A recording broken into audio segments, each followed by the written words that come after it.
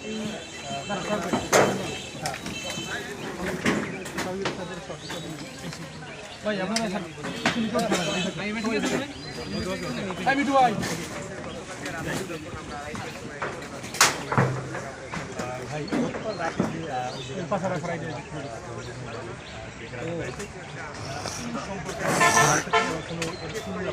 আপনারা পেয়েছেন কিনা এবং এই যে আপনার বাড়িতে এর আগেও অনেকবার হামলা হয়েছে আমরা শুনেছি, এই সম্পর্কে আমরা জানতে চাই এবং আপনি কোনো আইনের কোনো আশ্রয় নিয়েছেন কি?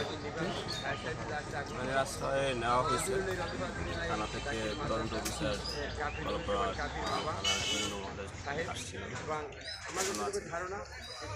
আমি কথা বলতে বলতে ক্লান্ত আসলে।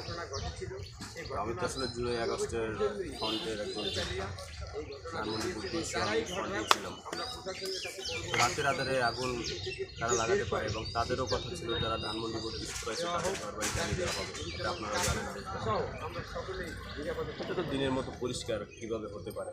রাতের আধারে ঘর বাড়ি খোলাই দেওয়া হয়েছে। বাড়ির ভিতরে আমার বাবা মা ছিল, ভাই ছিল, ভাবি ছিল, 4 মাসের আরেকদিন ছিল, 4 বছরের ভাইটা ছিল। বাইরে থেকে আটকায় তারপর আগুন দেওয়া হয়েছে। দেখেন এখানে একটা দাঁড়ানো ঘর ছিল, ঘরটা নাই। আমি এই অন্তর্বর্তীকারী সরকারকে 7 দিনে আলটিমেটাম দিয়েছি।